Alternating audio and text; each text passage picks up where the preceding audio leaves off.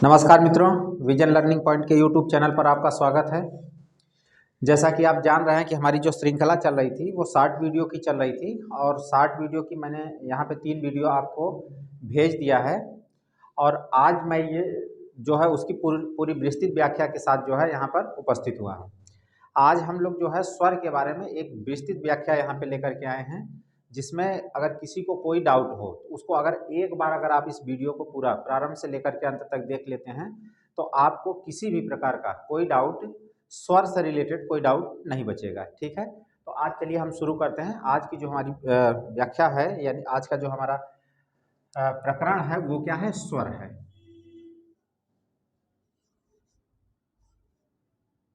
स्वर है। अब इस बात को हमको समझना है कि स्वर किसके अंतर्गत आता है, पहले इस बात को हम समझेंगे।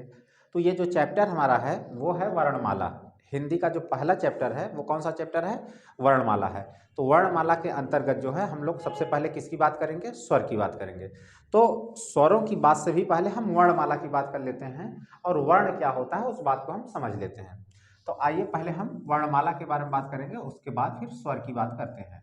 वर्णमाला, वर्णमाला, ठीक है ना? क्या है वर्णमाला, इस बात को हम पहले समझेंगे। मित्रों, आप जान रहे हैं कि माला किसे कहते हैं। तो माला को तो आप व्यवहारिकता में भी पहचानते होंगे, जानते होंगे किसे कहते हैं। अगर फूलों का जो है जो एक व्यवस्थित क्रम में अगर फूलों को हम सजा देते हैं एक धागे के अंतर्गत, एक फूल को उसके ऊपर उसके ऊपर उसके ऊपर अगर रख देते हैं, यानी एक व्यवस्थित क्रम में अगर हम फूलों को सजा देते हैं तो वह क्या कहलाता है? फूलों की माला कहलाता है। ठीक है। अगर इसी प्रकार से जब हम मोतियों को एक व्यवस्थित क्रम में सजा देते हैं तो उसे हम मोतियों की माला कहते हैं। तो इसी प्रकार से जब हम एक व्यवस्थित क्रम में वर्णों को सजा देंगे तो उसे हम क्या कहेंगे? वर्णमाला कहेंगे। अब बात आती है कि सर वर्ण क्या है? तो वर्ण क्या है, तो हम आपको यहाँ से एक इसकी जानकारी देंगे कि किसी भी भाषा में प्रयुक्त जो सबसे छोटी इकाई होती है वह क्या होती है? आपकी वर्ण कहलाती है। किसी भी भाषा में प्रयुक्त जो सबसे छोटी इकाई है वह आपकी क्या कहलाती है? वर्ण कहलाती है। ठीक है, तो चलिए, यानी कि अब जो सबसे छोटी इकाई क्या है, जैसे हम मान लेते हैं क्या है आपका? ये क है, ये ख है, ठीक है ना? ये जो है हमारी जो है क्या है? सबसे छोटी इकाई है। हालांकि हम इसको क्या कर सकते हैं? इसको क को हम और भी तोड़ सकते हैं। क को हम क्या बोल सकते हैं? क प्लस अ बोल सकते हैं। लेकिन आज के जो समय में हमको जो मान्यता प्राप्त हुई है वो हम क को और ख को इस तरह के आगे जितने भी चीजें हैं उसको हम क्या बोल सकते हैं? वर्ण बोल सकते हैं। अब बात आती है सर वर्ण और अक्षर में क्या अंतर होता है, तो इस बात को भी हम समझ लेते हैं। मित्रों, वर्ण का मतलब होता है कि भाषा की सबसे छोटी इकाई, और उसी से मिला जुला क्या है? आपका अक्षर है। तो अक्षर का जो मतलब होता है वह होता है, आइए सब पहले समझते हैं इसको। अक्षर जो शब्द लिखा हुआ है, आप देखिए ध्यान से, ये अक्षर लिखा हुआ है और अक्षर दो शब्दों से मिलकर के यहाँ पे मूल रूप से बना हुआ है। एक होता है आपका अ और एक है यहाँ पे क्या? क्षर। ये क्या है? क्षर है। पहली बात तो यहाँ पे अक्षर शब्द है, ये अ और क्षर है। यहाँ पे इस अ का क्या मतलब है इसको आपको समझना है। तो आप जब समास हम पढ़ा रहे थे तो वहाँ पे मित्रों मैंने आपको बताया था, एक मैंने समास पढ़ाया था। क्या पढ़ाया था? नए तत्पुरुष समास। क्या पढ़ा था? नए तत्पुरुष समास। तत्पुरुष समास। नए तत्पुरुष समास क्या था इसको आप समझ रहे होंगे। नए तत्पुरुष समास ये था कि जब कोई शब्द निषेधात्मक यानी न से शुरू होता है, उसके बाद अगर कोई व्यंजन से स्टार्ट होने वाला कोई शब्द होता है तो वहां पे जैसे मान लीजिए यहाँ पे हमने लिख दिया क्षर। तो अब देखिए न के बाद क्या स्टार्ट हुआ है? व्यंजन है। न के बाद जो शब्द आया है वो कहाँ से स्टार्ट हुआ है? व्यंजन से स्टार्ट हुआ है। इसका मतलब है कि न का परिवर्तन जो है किस में हो जाएगा? अ में हो जाएगा। यानी अ और क्षर को हम एज इट इज रख देंगे, यानी ज्यों का त्यों यहाँ पे रख देंगे। तो आप देख पा रहे होंगे कि जो ये अक्षर बना हुआ है ये वास्तव में क्या रहा होगा? न प्लस क्षर, यानी न प्लस क्षर। न का मतलब होता है मित्रों नहीं, और क्षर का मतलब होता है कि जिसके और टुकड़े न किए जा सके उन्हें हम क्या कहते हैं? क्षर कहते हैं। तो यानी कि जिसको हम और तोड़ नहीं सकते हैं, यानी और उसके टुकड़े नहीं कर सकते हैं, उसे हम क्या बोलते हैं? अक्षर बोलते हैं। तो मूल रूप से अक्षर अगर हम देखेंगे तो कुछ हमारे जो मूल स्वर हैं वो भी अक्षर में आ जाएंगे, और जिन व्यंजनों के नीचे हलंत लगा रहता है वो भी क्या होते हैं, अक्षर में आ जाते हैं। लेकिन आज के परिप्रेक्ष्य में वर्ण और अक्षर में प्रायः कोई भेद नहीं है, इसलिए हम वर्ण और अक्षर को क्या मान लिए हैं, आज के समय में एक ही मान लिए हैं। ठीक है ना। तो यहाँ पे आप ये समझ पाए होंगे कि ये हमारा जो अक्षर है ये क्या है, अ प्लस क्षर से बना हुआ है, और अ क्या रहा होगा, पहले न रहा होगा, न प्लस क्षर से बना हुआ। इसका मतलब न क्षर इति अक्षर, यानी जो छरा नहीं जा सकता, यानी जो काटा नहीं जा सकता, जो तोड़ा नहीं जा सकता, यानी जिसके और भेद नहीं किए जा सकते हैं, उसे हम क्या कहते हैं, अक्षर कहते हैं। और आज के परिप्रेक्ष्य में हम अक्षर और वर्ण को एक ही मान्यता दे दिए हैं और एक ही संज्ञा दे दिए हैं। तो इसका मतलब यहाँ तक आपको बात समझ में आ गई होगी कि वर्ण क्या होता है। वर्ण क्या होता है, किसी भी भाषा की जो है सबसे छोटी इकाई हमारी क्या कहलाती है, वर्ण कहलाती है। उन्हीं वर्णों को जो है अगर हम एक व्यवस्थित क्रम में रख देते हैं तो उन्हें क्या कहा जाता है, वर्णमाला। यानी अब वर्णमाला की परिभाषा अगर आपको बताना होगा तो क्या बताएंगे, यानी वर्णों के व्यवस्थित क्रम को ही हम क्या कहते हैं, वर्णमाला कहते हैं। अब बात आती है कि वर्णों का व्यवस्थित क्रम क्या है। तो वर्णों का व्यवस्थित क्रम का मतलब होता है मित्रों कि पहले आपको जो है वर्णमाला में आप देखे होंगे कि आपको पहले क्या मिलेगा, स्वर मिलता है, यानी कि अ आ, ठीक है, फिर ई, फिर ऊ, फिर क्या होगा, री, और उसके बाद ये क्या होगा, री होगा। ठीक है। उसके बाद यहां से देखेंगे ए आए, फिर यहाँ पे आपका ओ आओ, फिर यहाँ पे अंग और अ। ये आपका क्या है, स्वर है। ये पूरी तरह से मैंने यहाँ पे स्वर को लिख दिया है। अभी ये हमको डिसाइड करना पड़ेगा कि यहाँ पर जब कभी हमसे पूछा जाएगा कि स्वरों की संख्या कितनी होती है, हिंदी में कितनी होती है, स्वरों की संख्या संस्कृत में कितनी होती है, तो इन सारी बातों की हम आपके सामने चर्चा करेंगे। तो यानी कि पहले हमने स्वर को रखा है, फिर उसके बाद हम किसको रखेंगे, व्यंजन को रखेंगे। तो यानी ये हो जाएगा क, ये हो जाएगा ख, ग, घ, अंगा, च, छ, ज, झ, ञ, ट, ठ, ड, ढ, अण, त, थ, द, ध, न, प, फ, ब, भ, म। इसको अब नीचे दिखाई नहीं देगा आपको, तो हम यहाँ लिख देते हैं य, र, ल, व, स, ख, इसे स बोला जाता है, स, ख यानी स, स, ह, यहाँ पे छ, त्र, ज्ञ, और एक जो है स्र होता है। ठीक है मित्रों। तो यहाँ पे व्यवस्थित क्रम का जो मैंने आशय बताया है, पहले आपको स्वर रखना पड़ेगा, उसके बाद फिर आपको व्यंजन रखना पड़ेगा। आप देख रहे होंगे कि व्यंजन में भी जो है मैंने एक एक पंक्तियों में 5-5 वर्ण को रखा है। तो इसमें 5 रखा है, फिर इसमें 5 रखा है, फिर इसमें 5 रखा है, फिर इसमें 5 रखा है, फिर इसमें 5 रखा है, फिर उसके बाद यहाँ पे 4 रखे जाएंगे, फिर 4 रखे जाएंगे, फिर 3 रखे जाएंगे, और ये क्या है, एक अलग से है। तो ये जो है वर्णों का क्या है, एक व्यवस्थित क्रम है मित्रों।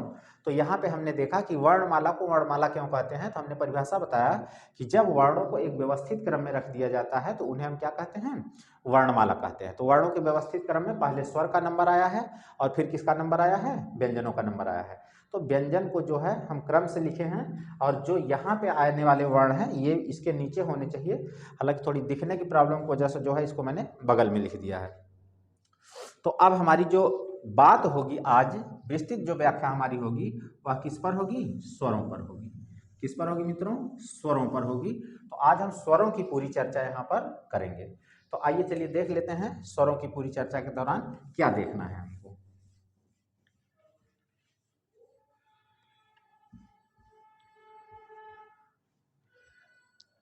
अब बात आती है कि स्वर क्या है। सबसे पहली बात तो यही आएगी कि स्वर क्या है।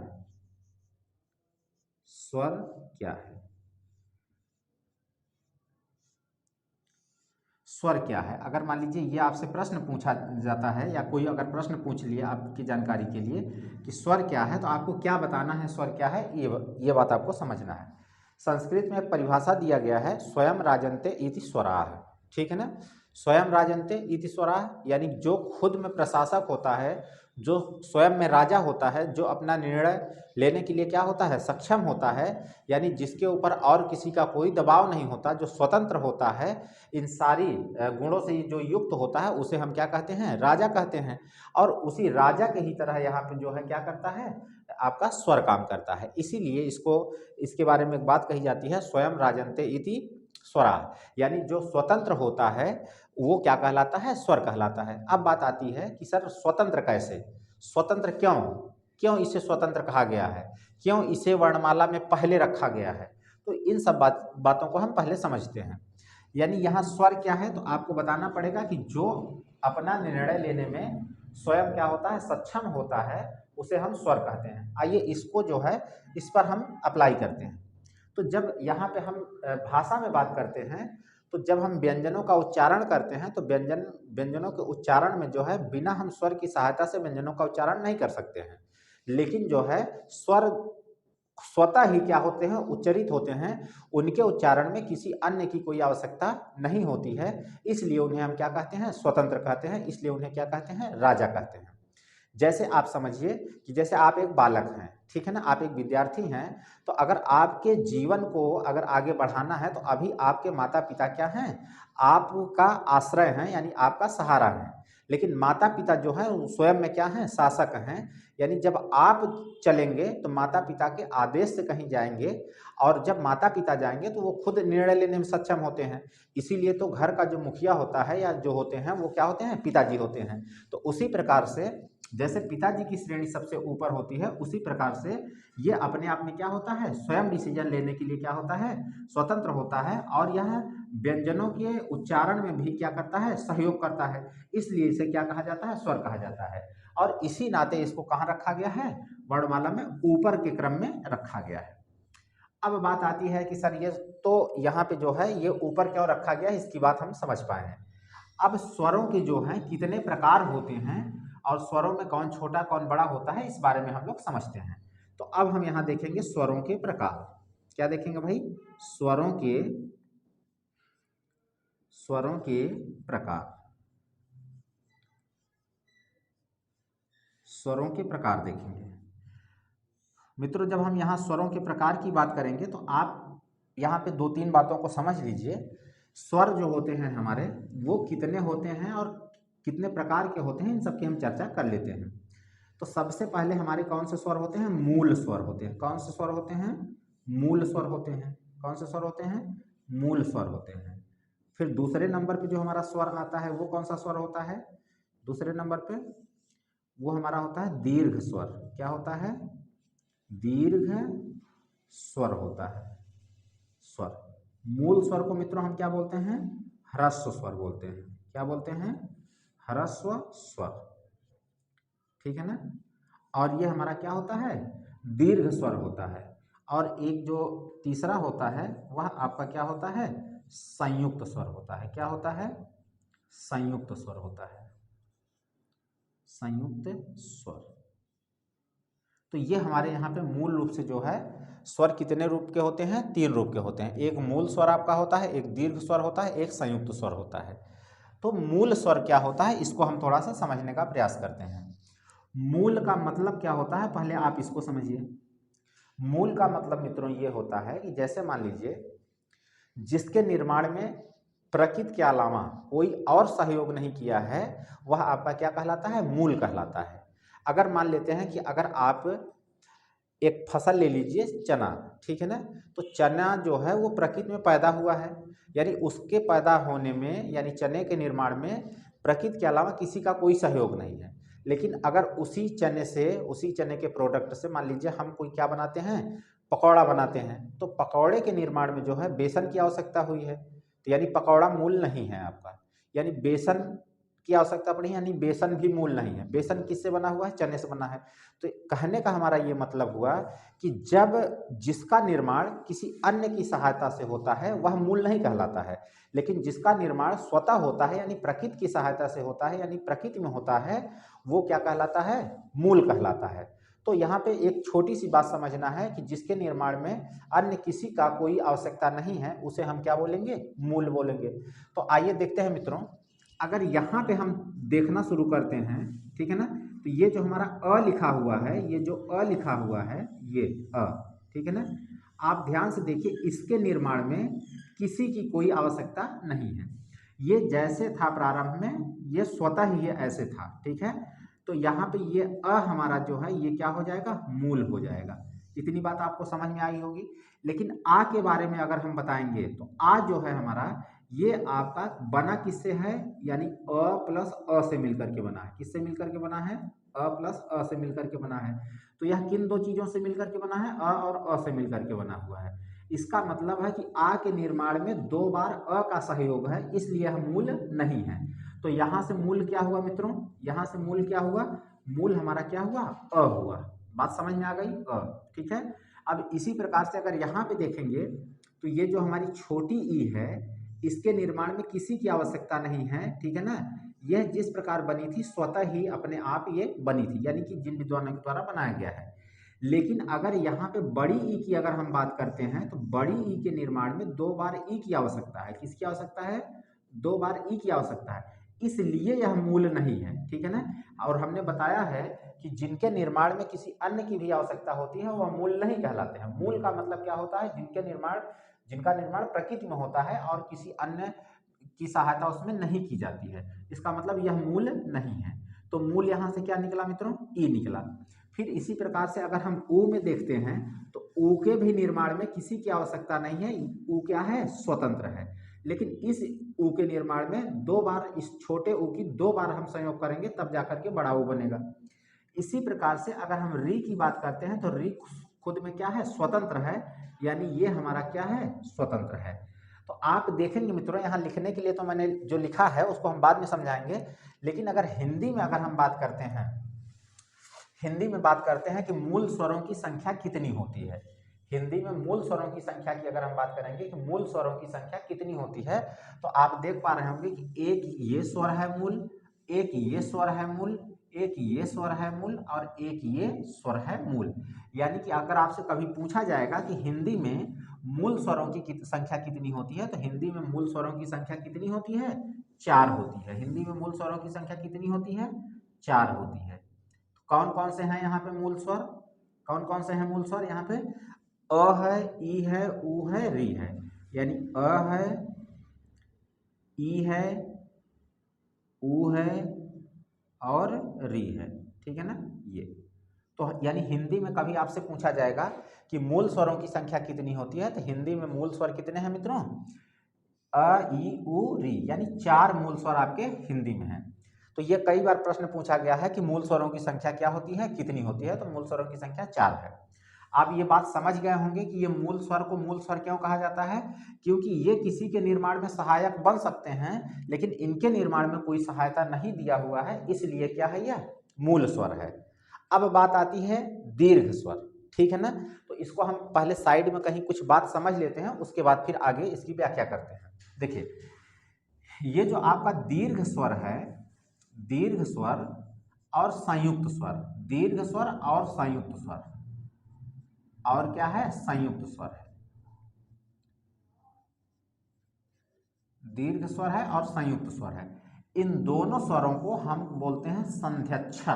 क्या बोलते हैं, संध्यक्षर बोलते हैं, इनको हम बोलते हैं संध्यक्षर, संध्यक्षर बोलते हैं। संध्यक्षर का मतलब क्या होता है, जो 2 शब्दों से मिलकर के यानी 2 वर्णों से मिलकर के बनते हैं, यानी संधिकार होने के बाद बनते हैं। तो ये दीर्घ स्वर भी आपका संध्यक्षर कहलाता है और आपका संयुक्त स्वर भी संध्यक्षर कहलाता है। ये जो है दीर्घ स्वर और संयुक्त स्वर जो है ये दो दो वर्णों की सहायता से मिलकर के बनते हैं।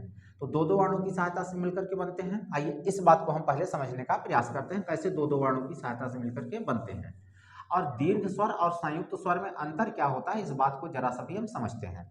दीर्घ का क्या मतलब होता है मित्रों, ये बात पहले समझो, दीर्घ, ठीक है। उसके बाद संयुक्त का क्या मतलब है, इस बात को समझो, ठीक है ना। ये संयुक्त दीर्घ का मतलब होता है मित्रों, अगर मान लीजिए दो चीजें हैं, जैसे मान लीजिए आपके पास अगर एक कोई लड्डू है, ठीक है ना, अगर एक कोई लड्डू है, ठीक है ना, और सेम यही चीज अगर मान लीजिए एक लड्डू और है, अगर इन दोनों को जब हम आपस में मिला देंगे तो इसके क्वालिटी में और इसके क्वालिटी में कोई अंतर नहीं है, ये सेम सेम चीजें हैं, लेकिन जब दोनों को मिला देंगे तो इसका क्या बन जाएगा, एक बड़ा रूप बन जाएगा। क्या बन जाएगा, एक बड़ा रूप बन जाएगा। तो ये क्या कहलाया, आपका दीर्घ कहलाया। ये क्या कहलाया, दीर्घ कहलाया। यानी मूल रूप से दीर्घ क्या होते हैं, मूल रूप से दीर्घ क्या होते हैं, दीर्घ का मतलब होता है जब दो समान वर्ण मिलकर के एक नए वर्ण का निर्माण करते हैं तो वहां पर क्या कहलाता है, वह दीर्घ कहलाता है। ये बात आप समझ पा रहे हैं। जैसे ये मान लीजिए एक लड्डू है, एक लड्डू सेम ये भी है, दोनों को अगर हम मिला देते हैं तो ये क्या बन जाएगा, एक बड़े साइज का लड्डू बन जाएगा। यानी ये आपका क्या कहलाएगा, दीर्घ कहलाएगा। इतनी बात समझ में आ गई है, ठीक है। अगर इतनी बात समझ में आ गई है तो थोड़ा सा हम और आगे बढ़ने का प्रयास करते हैं। अब देखिए, जैसे मान लीजिए कि एक जो है लड्डू है ये, और एक यहाँ पे मान लीजिए कि बर्फी है हमारे पास, क्या है, एक बर्फी है, इस तरह से बना लीजिए, चाहे आप इसको इस तरह से बना लीजिए, कोई बात नहीं है, इस तरह से बना लीजिए, ठीक है ना। तो यहाँ से अगर मान लीजिए कि ये एक लड्डू है और ये एक बर्फी है, ये अलग चीज है, ठीक है ना, और ये अलग चीज है। जब दोनों को मिलाएंगे, यहाँ पे जब दोनों को आप मिलाएंगे तो ये अलग चीज है, ये अलग चीज है, लेकिन ये मिलने के बाद जो है, जो इसकी साइज प्रॉपर रहेगी, जो इसकी साइज प्रॉपर रहेगी, दोनों की साइज जो है आपस में मिल करके क्या हो जाएगी, थोड़ी सी बड़ी हो जाएगी। इसका मतलब जब दो अलग अलग चीजों को हम मिलाते हैं तब भी हमारी साइज क्या हो जाती है, थोड़ी सी क्या हो जाती है, बड़ी हो जाती है। तो इसका मतलब यहाँ पर ये भी क्या हो सकता है, दीर्घ हो सकता है। और खास बात यहाँ पे मित्रों समझाने का ये है कि जब दो अलग अलग चीजों को मिलाते हैं तो उसे कहते हैं हम संयुक्त होना। उसे क्या बोलते हैं, संयुक्त कहते हैं। जैसे आप देख रहे होंगे कि अ प्लस ई से जो है, अ प्लस ई से क्या बनता है, ए बनता है, ठीक है ना। तो ये जब दो अलग अलग चीजें मिलती हैं तो इसे हम क्या बोलते हैं, संयुक्त हुए हैं, ठीक है ना। यानी संयुक्त अक्षर इसे बोलते हैं, क्या बोलते हैं, संयुक्त अक्षर बोलते हैं।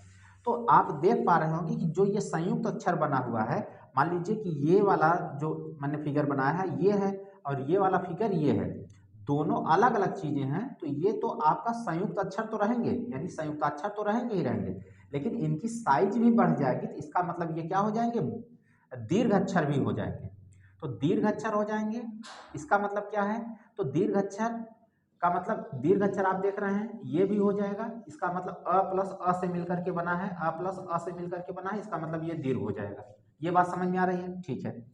ये जो है हमारा दीर्घ हो जाएगा, ये हमारा दीर्घ हो जाएगा, ठीक है। इसकी गणना नहीं करते हैं क्योंकि इसको जो है अभी हम मानक से बाहर रख रहे हैं, कारण यह है कि हिंदी में उसकी गिनती नहीं होती है। लेकिन अब यहाँ की बात करते हैं तो ये भी दो अक्षर से मिलकर के बना है, ये भी दो अक्षर से मिलकर के बना है, ये भी दो अक्षर से मिलकर के बना है, और ये भी दो अक्षर से मिलकर के बना है। तो आप देख रहे होंगे कि एक अक्षर यहाँ, एक अक्षर यहाँ, एक अक्षर यहाँ, एक अक्षर यहाँ, एक अक्षर यहाँ, एक अक्षर यहाँ, एक अक्षर यहाँ, तो कुल मिलाकर के चार अक्षर नीचे से और तीन अक्षर ऊपर से ये हमारे क्या कहलाएंगे, दीर्घ स्वर कहलाएंगे। क्या कहलाएंगे, दीर्घ स्वर कहलाएंगे।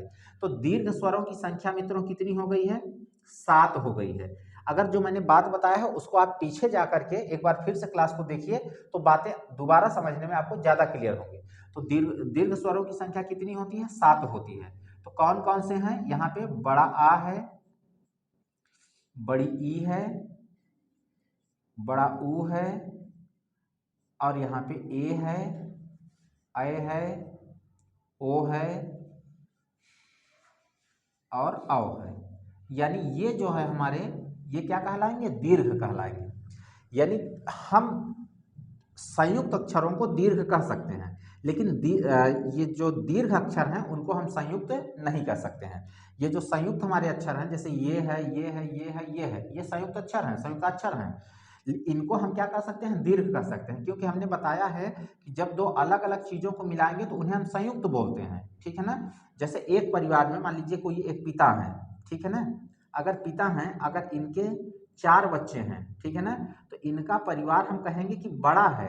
लेकिन अगर पिताजी लोग 2 भाई हैं, ठीक है ना, पिताजी हैं और चाचा जी हैं, पिताजी हैं और प्लस क्या हैं, चाचा जी हैं।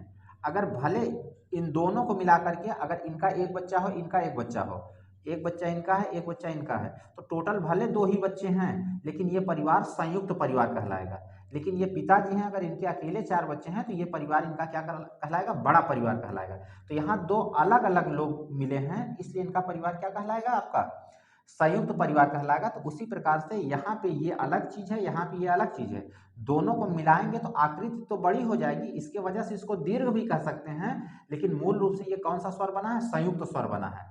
इसीलिए हम कह रहे हैं कि संयुक्त स्वर को हम दीर्घ स्वर कह सकते हैं, लेकिन संयुक्त स्वर को जो है हम दीर्घ स्वर कह सकते हैं, लेकिन दीर्घ स्वर को हम संयुक्त स्वर नहीं कह सकते हैं। कारण यह है कि संयुक्त स्वरों में अलग अलग 2 चीजें मिलने की जरूरत होती हैं। लेकिन दीर्घ स्वर में देखिए आप ध्यान से, यहाँ पर दोनों समान चीजें हैं, तो ये हमारा दीर्घ है ना कि संयुक्त है, ये दीर्घ है ना कि संयुक्त है, ये दीर्घ है ना कि संयुक्त है, ये इधर नहीं है। ये जो है आपके, ये दीर्घ भी है संयुक्त भी है, दीर्घ भी है संयुक्त भी है। तो मतलब यहाँ से दीर्घ 2 हो गए, यहाँ से दीर्घ 2 हो गए, यहाँ से दीर्घ 3 हो गए, तो कुल मिलाकर के 4 3 7 हमारे क्या हो गए हैं, दीर्घ हो गए हैं। तो यहाँ तक मेरी बात आपको समझ में आई होगी। तो अगर समझ में आ गई होगी तो हम आगे बढ़ने का प्रयास करते हैं। अब बात आती है संयुक्त की, संयुक्त क्या है। तो जब 2 अलग अलग गुणवत्ता वाली चीजें मिलती हैं, तब जब वहां पे बनती हैं तो वो क्या कहलाती हैं, आपकी संयुक्त चीजें कहलाती हैं। ठीक है ना। जैसे मैंने अभी बताया है आपको, अगर ये लड्डू है, अगर ये बर्फी है, तो दोनों को इकट्ठा करेंगे तो इसकी साइज जो है वो बढ़ जाएगी, उसकी वजह से तो हमने दीर्घ बता दिया। लेकिन अब ये 2 अलग अलग चीजें हैं, इसके वजह से क्या बनेगा, ये संयुक्त अक्षर बनेगा। जो बनेगा इसे क्या बोलेंगे, हम संयुक्त अक्षर बोलेंगे। तो हमारे पास जो है 1 2 3 4 ये जो अक्षर होते हैं हमारे, ये क्या कहलाते हैं, संयुक्त अक्षर कहलाते हैं। तो यानी संयुक्त स्वरों की संख्या जो है वो कितनी है, 4 है मित्रों। संयुक्त स्वरों की कितनी है संख्या, 4 है। कौन कौन है, ए है, ऐ है, ओ है और औ है। ये संयुक्त स्वर हमारे पास हैं, ये 4 हैं। जब कभी आपके परीक्षा में पूछा जाएगा कि मूल स्वरों की संख्या कितनी होती है हिंदी में, तो मूल स्वरों की संख्या कितनी होती है, 4 होती है। कौन कौन से मूल स्वर हैं, अ ई उ री हैं। अगर आपसे पूछा जाएगा दीर्घ स्वरों की संख्या कितनी होती है, तो दीर्घ स्वर जो है हमारे पास कितने हैं, आ ई उ ए ऐ ओ औ। ये हमारे पास 7 क्या हैं, दीर्घ स्वर हैं, जिसमें से ये 4 जो हैं आपके क्या हैं, संयुक्त स्वर हैं। उनकी हम आगे बात करते हैं। संयुक्त स्वर जो हैं ये कितने हैं, हमारे पास 4 हैं। इनकी संख्या कितनी है मित्रों, 4 है, ए ऐ ओ औ। ये बात आपको समझ में आ गई होगी। ठीक है। अगर इतनी बात समझ में आ गई है यहाँ से, तो यहाँ पे हम इसको मूल स्वर, दीर्घ स्वर और संयुक्त स्वर में देख लिए हैं। अब यहाँ से एक मित्रों बहुत ही जबरदस्त प्रश्न आपके परीक्षा में आता है। क्या आता है, ये उसको हम देखते हैं। बहुत ही जबरदस्त प्रश्न आता है आपके परीक्षा में। उसमें प्रश्न ये बनता है कि निम्न में से किसका दीर्घ रूप संभव नहीं है, निम्न में से किसका दीर्घ रूप संभव नहीं है। तो जो ऑलरेडी दीर्घ होंगे उनका फिर दीर्घ रूप संभव कहाँ से होगा, ठीक है ना। तो जो ऑलरेडी दीर्घ होंगे तो उनका दीर्घ रूप संभव नहीं होता है। यानी कि आप देखिए, जब हम बचपन में पढ़ते हैं तो इसको हम बोलते हैं छोटा ए, इसको हम बोलते हैं बड़ा ए, ठीक है ना। इसको बोलते हैं छोटा ओ और इसको बोलते हैं हम बड़ा औ, ऐसे बोल देते हैं बचपन में। हालांकि ये बोलने का तरीका हम अपना क्या है, हम लोग का गलत रहता है। ये भी छोटा नहीं है मित्रों, ये भी बड़ा है। ये भी क्या है, ये भी बड़ा है, ये भी बड़ा है, ठीक है ना, ये भी बड़ा है।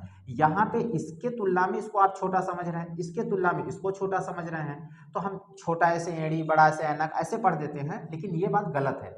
ये भी क्या है, आपका संयुक्ताक्षर है, और ये भी क्या है, आपका संयुक्ताक्षर है, और ये भी क्या है, संयुक्ताक्षर है, ये भी क्या है, संयुक्ताक्षर है। और अभी हम यहाँ से पढ़ करके आए हैं कि संयुक्ताक्षर चीजें 2 अलग अलग चीजों से मिलकर के बनती हैं। इसलिए जब 2 अलग अलग चीजों से मिलकर के बनती हैं तो उनका क्या हो जाता है, साइज और शेप क्या हो जाता है, बड़ा हो जाता है। यानी कि ये भी आपका क्या है, दीर्घ है, ठीक है ना, और ये भी क्या है, दीर्घ है, दीर्घ के साथ साथ ये संयुक्ताक्षर है, लेकिन दीर्घ तो है ही है ये, ठीक है ना। ये भी दीर्घ है और ये भी क्या है, दीर्घ है। तो आपके परीक्षा में प्रश्न दे देगा निम्न में से किसका दीर्घ रूप संभव होता है या किसका दीर्घ रूप संभव नहीं होता है। तो जैसे मान लीजिए यही एक प्रश्न दे दिया जाए कि निम्न में से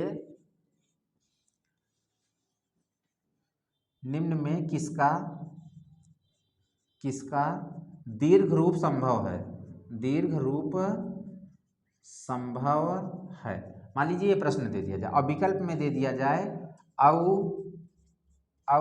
ठीक है ना, और मान लीजिए दे दिया जाए आई, ठीक है, और यहाँ पे दे दिया जाए आपका ए, और इसमें से दे दिया जाए नन ऑफ दीज, यानी इसमें से कोई नहीं। मान लीजिए आपके 4 विकल्प बना दिए गए हैं, ठीक है ना, ये 4 विकल्प बना दिए गए हैं और आपसे पूछ रहा है कि निम्न में से किसका दीर्घ रूप संभव है।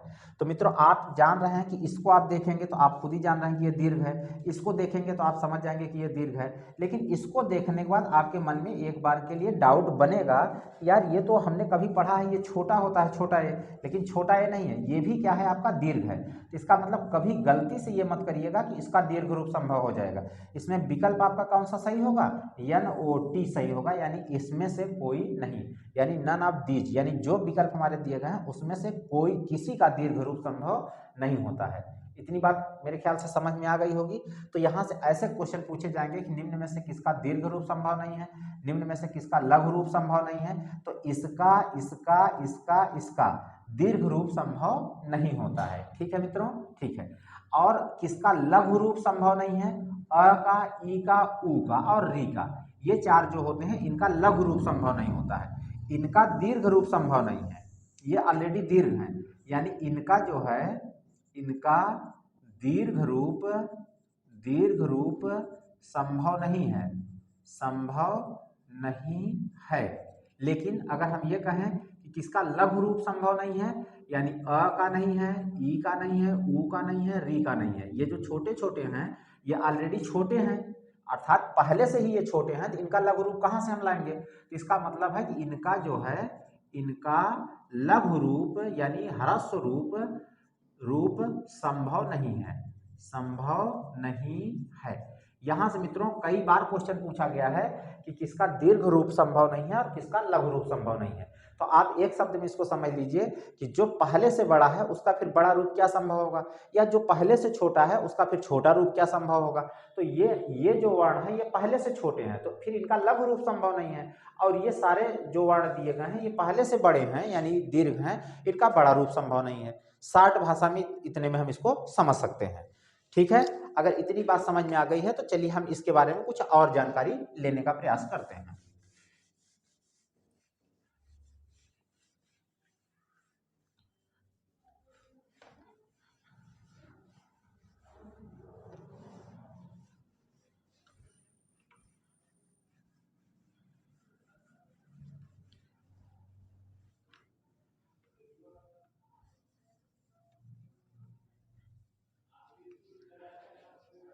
अब इसके आगे देखते हैं मित्रों, इसमें देखिए ये तो आपका ह्रस्व है यानी मूल है, ये दीर्घ है, ह्रस्व है मूल है, ये ह्रस्व है, सॉरी ये ह्रस्व यानी मूल है, ये दीर्घ है, ये ह्रस्व यानी मूल है, ये और ये क्या है दीर्घ है, ये आपका क्या है ह्रस्व है, ये आपके क्या है दीर्घ है और संयुक्ताक्षर है, दीर्घ और संयुक्ताक्षर है। लेकिन अभी इनके बारे में हमारी कोई चर्चा नहीं हुई है, तो इनको मित्रों इसको हम बोलते हैं अनुस्वार, इसको क्या बोलते हैं अनुस्वार बोलते हैं, क्या बोलते हैं अनुस्वार, और इसको हम लोग बोलते हैं विसर्ग, क्या बोलते हैं मित्रों विसर्ग बोलते हैं, ठीक है ना। तो एक को हम लोग अनुस्वार बोलते हैं और एक को क्या बोलते हैं विसर्ग बोलते हैं। अनुस्वार और विसर्ग दोनों को जो है संयुक्त रूप से हम लोग हिंदी में क्या बोल देते हैं अयोगवाह बोल देते हैं, या स्वरों के साथ इनको क्या बोल देते हैं अयोगवाह बोल देते हैं। तो अगर अयोगवाह की हम बात करते हैं,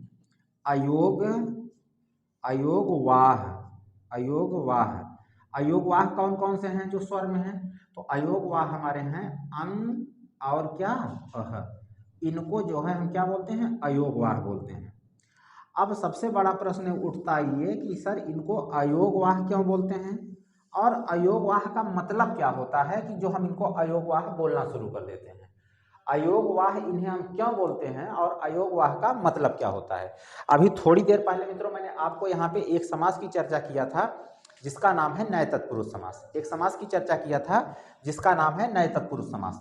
तो ये देखिए अयोगवाह जो शब्द लिखा हुआ है इसका थोड़ा विस्तार से व्याख्या देखिए।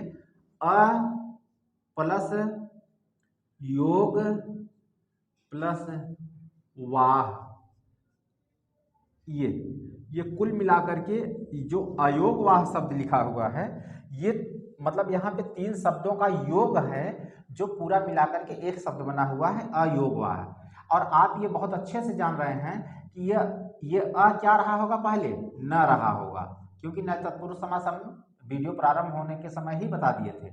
ये न प्लस योग, योग प्लस क्या, वाह, क्या है मित्रों, वाह है। अब यहां से आप कहेंगे ये सब क्यों बता रहे हैं आप। देखिए न का मतलब होता है मित्रों नहीं, न का मतलब क्या होता है, नहीं। योग का मतलब होता है संबंध, योग का मतलब क्या होता है, संबंध। वाह का मतलब होता है वहन करना या साथ में लेकर के चलना या ढोना, ठीक है ना, यानी वहन करना, वहन, ठीक है। इसका मतलब मैं समझा रहा हूं बात, वहन करना, ठीक है ना, वहन करना। ये आपका क्या कहलाएगा, यहाँ पे तीन चीजें हैं, नहीं, संबंध, वहन करना। इन तीनों चीजों से मिलकर के बना है मित्रों क्या, यहाँ पे अयोग वाह बना है। अब यहाँ पे इस वाली शब्द को लेकर के आपको थोड़ा सा डाउट होगा कि ये वहन करना सब क्यों लिखा दिया है। मित्रों ऐसे समझो, एकदम व्यवहारिक एग्जाम्पल में समझो। अगर मान लीजिए कि आपके मामा का घर कहीं पे है, जैसे मान लीजिए कि ये आप हैं, ठीक है ना, ये क्या है, आप हैं, ठीक है, और ये जो है आपके मामा का घर है यहाँ पे, ठीक है ना, आपके मामा का ये घर है, ठीक है ना, ठीक। यहाँ पे मान लीजिए आप गए हैं, ठीक है, और आपके साथ जो है एक आपके दोस्त चले गए हैं, आपके साथ जो है एक आपके क्या गए हैं, दोस्त गए हैं। तो यहाँ पे जाकर के आप दो लोग हो गए हैं, ठीक है ना, यहाँ पे जाकर के आप दो लोग हो गए हैं, ठीक, दो लोग हुए हैं। अब मान लीजिए कि आपको जो है यहाँ जाने पे अगर भोजन की व्यवस्था, रहने की व्यवस्था, खाने की व्यवस्था, आप चाहे 10 दिन के लिए जाइए चाहे 15 दिन के लिए जाइए, आपका तो इनसे योग है। योग का मतलब क्या है, संबंध है। आप इनके क्या हैं, भांजे हैं, और ये आपके क्या हैं, मामा हैं, यानी आपका तो इनसे संबंध है। आपको तो भोजन पानी जो मिल रहा है वो तो मिल ही रहा है, लेकिन अगर ये बच्चा भी साथ में अगर आपके गया है तो इसका इनसे कोई योग नहीं है, फिर भी इसको क्या कर रहे हैं, भोजन पानी दे रहे हैं। अर्थात अगर आप 1 महीने के लिए अगर मामा के घर पे रुकेंगे तो आपको 1 महीने तो भोजन पानी मिलेगा, लेकिन इस बच्चे को भी 1 महीने भोजन पानी मिलेगा। यानी इस बच्चे को भी 1 महीने के लिए मामा क्या कर रहे हैं, ढो रहे हैं, अपने साथ लेकर के चल रहे हैं। तो वही बात यहाँ पे समझ बताई जा रही है कि न का मतलब होता है नहीं मित्रों, और योग संबंध का मतलब, योग का मतलब होता है संबंध, और वाह का मतलब क्या होता है, वहन करना होता है। ये संस्कृत में एक धातु होती है, वह धातु होती है जिसका मतलब क्या होता है, वहन करना होता है। और वह धातु से ही क्या बना है, वाहन बना है। वह धातु से ही क्या बना हुआ है, वह धातु से ही क्या बना है, वाहन बना है। वाहन, वाहन का मतलब होता है कि जब किसी चीज को एक दूसरे जगह से दूसरे जगह तक ले जाया जाता है, तो जब उसको उठा करके ले जाया जाता है, यानी अपने सर पर रख करके ले जाया जाता है, यानी उसको ढो करके ले जाया जाता है, तो उसे हम वह धातु के अंतर्गत रखते हैं। तो यानी आप देख पा रहे होंगे कि अयोग वाह का मतलब क्या है, नहीं, संबंध, फिर भी क्या करना, वहन करना। तो अब आप कहोगे इतना लेक्चर क्यों बता रहे हैं सर, इस बात को समझिए। इसका मतलब होता है कि संबंध न होने पर भी अपने साथ उसको क्या कर रहा है, ढो रहा है। कौन ढो रहा है, स्वर ढो रहा है। जैसे आपके साथ जो बच्चा था उसका मामा से कोई संबंध नहीं था, फिर भी महीने भर का भोजन पानी की व्यवस्था इसको किए हैं। तो उसी प्रकार से मित्रों आइए आप देखिए कि यहाँ पे मैं जो बताने का प्रयास कर रहा हूँ वो क्या प्रयास कर रहा हूँ, उस बात को समझिए। आमतौर पर जो हमारे वर्णमाला की व्यवस्था की गई है वो संस्कृत वर्णमाला से ली गई है। तो ये जैसे अ होता है, महेश्वर सूत्र है, अ ई उ और री, ये अ ई उ री होता है, सॉरी अ ई उ ड़, ये होता है अ ई उ ड़ होता है। फिर यहाँ पे होता है री ल री क, ये री ल री क है। फिर ये है ए ओ अंग, ए ओ ग, ठीक है ना। फिर यहाँ पे है आई औ आई औ च, ये यहाँ पे है। तो आप देख पा रहे होंगे यहाँ पे अ से लेकर के च तक को हम जानते हैं किसे स्वर कहते हैं, यानी अ से लेकर के च तक को हम क्या बोलेंगे स्वर। इसके आगे पांचवा जो सूत्र है ह य व र ट, यानी कि यहाँ से जो है हमारा व्यंजन स्टार्ट हो जाता है। तो अब आप देखिए मित्रों, अ से लेकर के इस च तक में यानी अंतिम जो वर्ण हमारे दिखाई दे रहे हैं ये हमारे इत्संज्ञक वर्ण होते हैं। इनको तो प्रत्याहार बनाने में यूज किया जाता है, उसके बाद वर्णों की गणना के समय में इनका हम प्रयोग नहीं करते हैं। तो आप देखिए अ आया है, ई आया है, उ आया है। तो अ आया है, ई आया है, उ आया है और री आया है। तो देखिए यहाँ री है।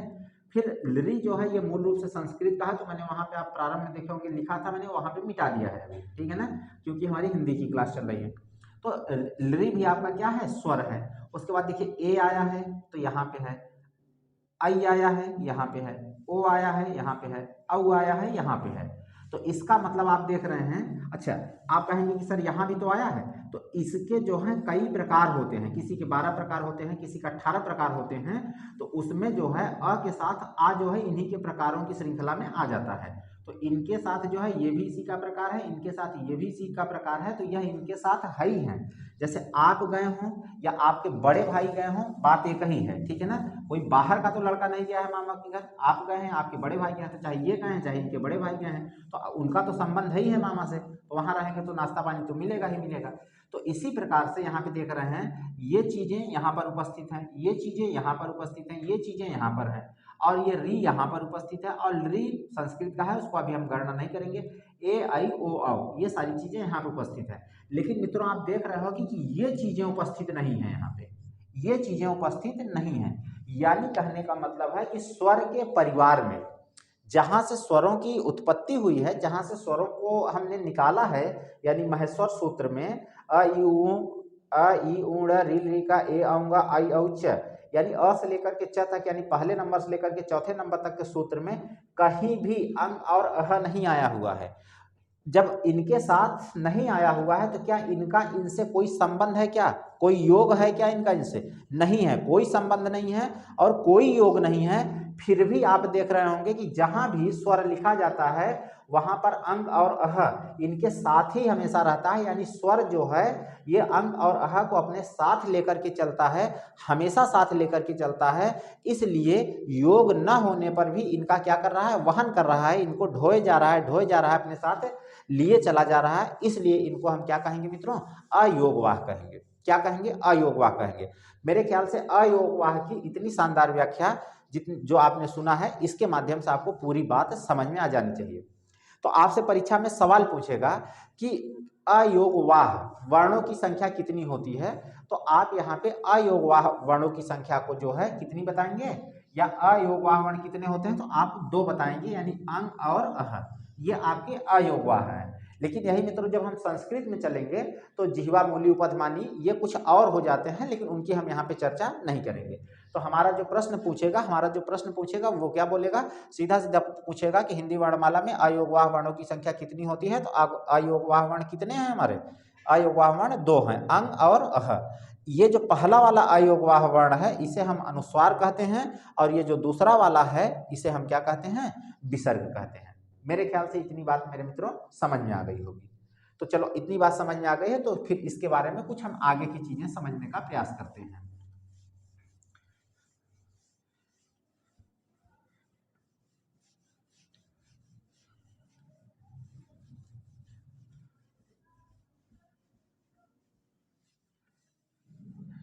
अब आइए देखिए, आज स्वरों की हम पूरी बात कर लेंगे, ठीक है।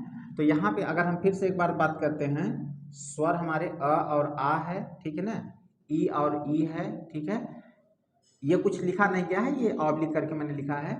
और ये ऊ और क्या है, ऊ है। और यहाँ पे क्या है मित्रों, री है, ठीक है ना। और यहाँ पे ए और अ है, ये ओ और औ है, ठीक है।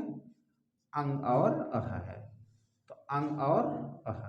तो यहाँ पे मैंने आपको बता दिया कि ये हमारे क्या हैं, अयोगवाह वर्ण है। अयोगवाह वर्णों की संख्या कितनी होती है? 2 होती है। इनके बारे में मैंने बताया, ये आपका मूल है, ये मूल है, ये मूल है, ये मूल है, यानी मूल स्वर कितने हैं? 4 हैं। ये दीर्घ है, ये दीर्घ है, ये दीर्घ है और ये चारों दीर्घ हैं। इसका मतलब दीर्घ स्वर कितने हैं? 7 हैं। लेकिन ये चारों क्या हैं? संयुक्त हैं। इसका मतलब संयुक्त स्वरों की संख्या कितनी है? 4 है। तो यहाँ से जो प्रश्न आपके पूछने वाले हैं वो यहाँ से क्या हो गए हैं? आपको जानकारी हो गई है। अब आइए मित्रों, हम कुछ बात को और समझते हैं। स्वरों का विभाजन बहुत प्रकार से हुआ है कि स्वरों का विभाजन कभी कभी पूछ लेता है जीभ के प्रयोग के आधार पर स्वरों का विभाजन क्या होता है, फिर पूछ लेता है आपके मुंह के खुलने के आधार पर स्वरों का विभाजन क्या होता है, फिर आपसे पूछ लेगा कि मुंह की बनावट के आधार पर स्वरों का विभाजन कितने प्रकार से हुआ है, फिर आपसे पूछ लेगा कि नासिका द्वार से या मुख से जो है हवा के निकलने के आधार पर स्वर कितने भागों में बांटे गए हैं। तो तमाम तरीके के स्वरों के क्या हैं? विभाजन है मित्रों। तो आइए उसमें एक विभाजन को हम आज क्या कर लेते हैं? पढ़ लेते हैं। तो आइए सबसे पहले हम यहाँ पे बात करेंगे मुंह के खुलने के आधार पर, यानी मुख के खुलने के आधार पर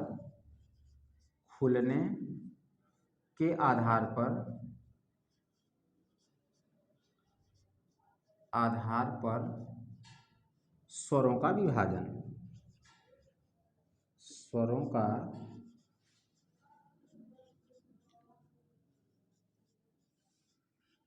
मुंह के खुलने के आधार पर स्वरों का विभाजन। तो अब ये मुंह के खुलने के आधार पर स्वरों का विभाजन क्या है, इस बात को समझिए। मुंह के खुलने के आधार पर स्वरों को 4 भागों में हम विभाजित करते हैं। कितने भागों मित्रों? 4 भागों में विभाजित करते हैं। मुंह के खुलने के आधार पर स्वरों को कितने भागों में बांटते हैं?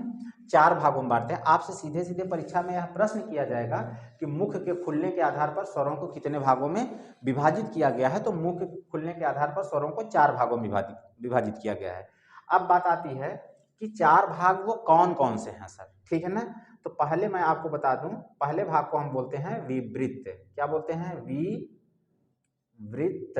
क्या बोलते हैं? विवृत बोलते हैं। दूसरे भाग को हम बोलते हैं अर्ध विवृत। क्या बोलते हैं? अर्ध विवृत बोलते हैं। ये बात समझ में आ गई। तीसरे भाग को हम बोलते हैं अर्ध समृत। क्या बोलेंगे?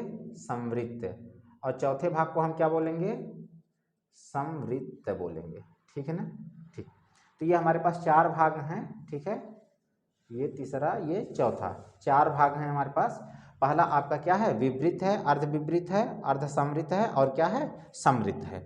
अब बात आती है कि ये क्या होता है सर? विवृत का मतलब क्या होता है? तो विवृत का मतलब होता है मित्रों खुला। विवृत का मतलब क्या होता है?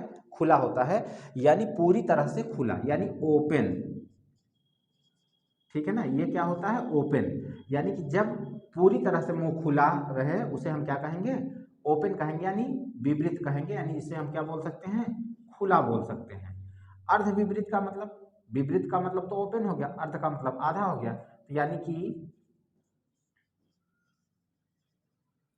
हाफ ओपन हो गया मित्रों, यानी कि आधा खुला हो जाएगा, यानी अर्ध खुला, यानी कि अर्ध विवृत हो जाएगा। अर्ध समृत का मतलब है आधा बंद। क्यों आधा बंद है? क्योंकि समृत का मतलब क्या होता है? बंद। समृत का मतलब क्या होता है? बंद होता है। तो अर्ध समृत का मतलब क्या हो जाएगा? आधा बंद हो जाएगा। तो हम इसमें जब बात करेंगे कि ये कौन कौन से वर्ण इसमें आते हैं, कौन कौन से वर्ण इसमें आते हैं, तो यहाँ से परीक्षा में आपसे पूछा जाएगा, प्रश्न पूछेगा कि कौन सा विवृत स्वर है, कौन सा अर्ध विवृत स्वर है, कौन सा जो है अर्ध समृत स्वर है और कौन सा क्या है? समृत स्वर है। तो इन्हीं बातों को हमको क्या करना है? इन्हीं स्वरों की संख्या में से इनको छांटना है कि कितने विवृत हैं, कितने अर्ध विवृत हैं, कितने अर्ध समृत हैं, कितने क्या हैं? समृत हैं। तो आइए इस बात को हम समझ लेते हैं। तो विवृत स्वरों, विवृत किसे कहते हैं, ये बात आप समझिए। अच्छा, आपके दिमाग में एक बात चल रही होगी, क्या चल रही होगी कि अर्ध विवृत और अर्ध समृत, यानी आधा खुला और आधा बंद में क्या अंतर होता है? आधा खुला और आधा बंद में क्या अंतर होता है? तो मित्रों ये पूर्व की स्थिति पर निर्भर करता है कि आधा खुला है कि आधा बंद है। जैसे मान लीजिए अगर किसी ग्लास में अगर पहले पूरी तरह से गिलास खाली है तो उसमें अगर हम पानी डालते हैं आधा, तो हम ये बोलेंगे कि आधा भर रहे हैं। लेकिन अगर पूरी तरह से पहले भरी हुई गिलास है उसको हम मतलब खाली करेंगे, यानी आधा भरा छोड़ेंगे तो आधा उसमें से गिराना पड़ेगा।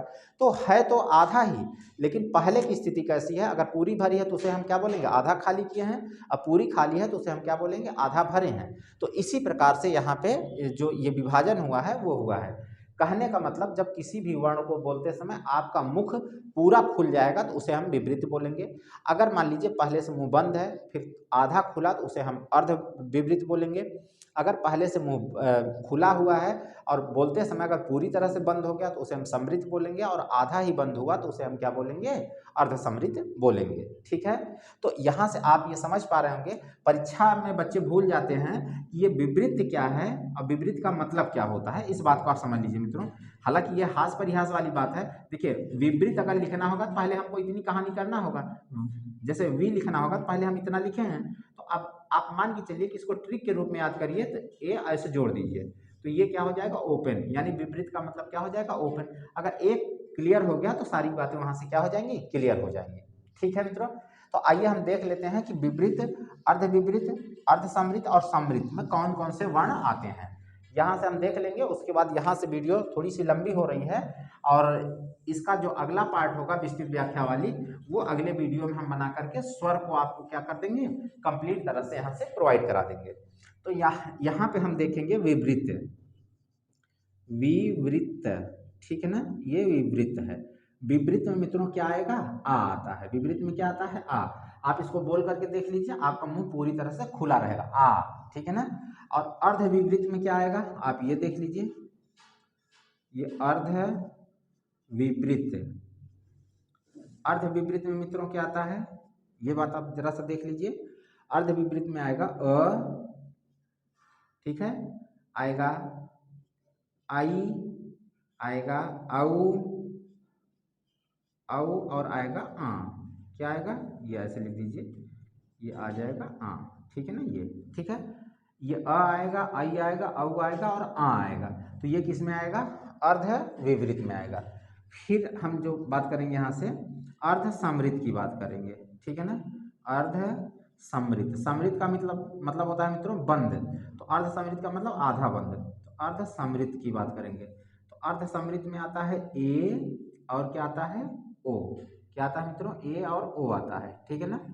और जब हम इसकी बात करेंगे समृत की, समृत की बात करेंगे तो ये आएगा इसमें ई ई और ऊ, ठीक है ना। ये हमारे वर्ड इसमें आते हैं। तो जब आपसे पूछेगा कि विपरीत स्वर, विपरीत कितने स्वर हैं, तो विपरीत स्वर आपका क्या है, आ है। अर्ध विपरीत क्या है, अ, आई, औ, आ है। अर्ध समृत क्या है, ए और ओ है। और समृत क्या है, ई ऊ है।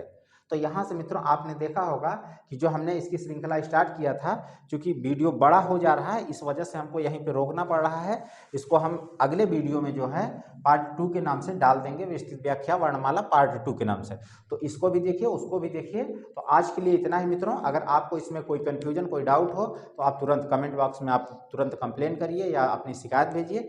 यहाँ टीम के द्वारा तुरंत उसको देख करके आपको क्या कर दिया जाएगा, जवाब दे दिया जाएगा। जय हिंद, जय भारत मित्रों।